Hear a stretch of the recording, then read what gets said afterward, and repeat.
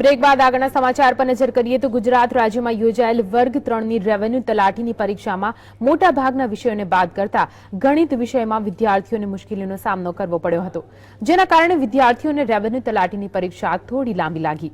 Revenue તલાટીની ગત વર્ષે લેવાયેલ પરીક્ષામાં થયેલ ગેરરીતિને કારણે ગુજરાત ગૌણ સેવા પસંદગી સમિતિએ શિસ્તબદ્ધ પરીક્ષા યોજી હતી। ગુજરાત રાજ્યમાં ખાલી પડેલ મહેસૂલ તલાટીની 2400 જેટલી જગ્યાઓ માટે ઉમેદવારોની પસંદગી કરવા માટે સ્પર્ધાત્મક પરીક્ષા રવિવારે સમગ્ર રાજ્યમાં યોજવામાં આવી।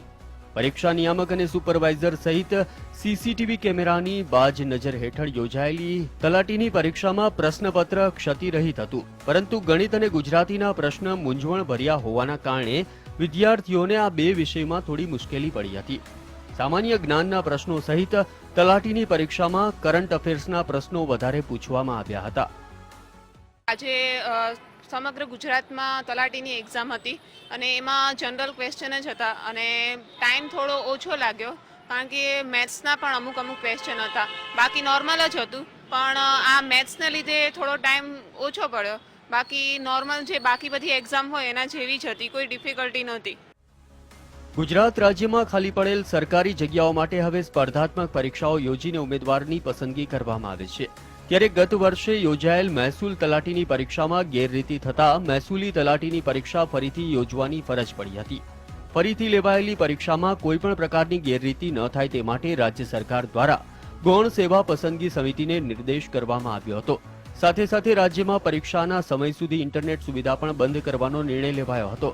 પરીક્ષાના તમામ કેન્દ્રો પર સીસીટીવી કેમેરાથી ઉમેદવારો પર નજર રાખવામાં આવી હતી, તેમજ પોલીસ જવાનોને પણ વિવિધ પરીક્ષા કેન્દ્રો પર તૈનાત કરવામાં આવ્યા હતા। 1 કલાકમાં પેપર પહેલા નંબરમાં તો પૂરું થાય એવું જ હતું નહીં। ઇંગ્લિશ પ્રમાણમાં સહેલું હતું, પણ ગણિત છે એ પ્રમાણમાં લેન્ધી હતું અને તેમાં ગણતરી વાઇઝ પોઈન્ટ વાઇઝ દાખલા બધા આવતા હતા અને ગુજરાતી સામાન્ય વ્યાકરણ અને દર વખતે જે પેપર સોલ્યુશન જે પૂછાય છે એના આધારિત નહોતું, બધું નવું જ હતું અને હાલનું જે કરંટ અફેર્સ છે જે પુરસ્કારો મળેલા હોય એ પ્રમાણે વધારમાં હતું।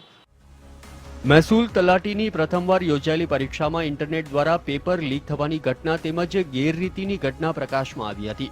ત્યારે ચુસ્ત પોલીસ બંદોબસ્ત અને સલામતી વચ્ચે લેવાયેલ તલાટીની પરીક્ષાનું પરિણામ ક્યારે આવે છે તે હવે જોવાનું રહેશે।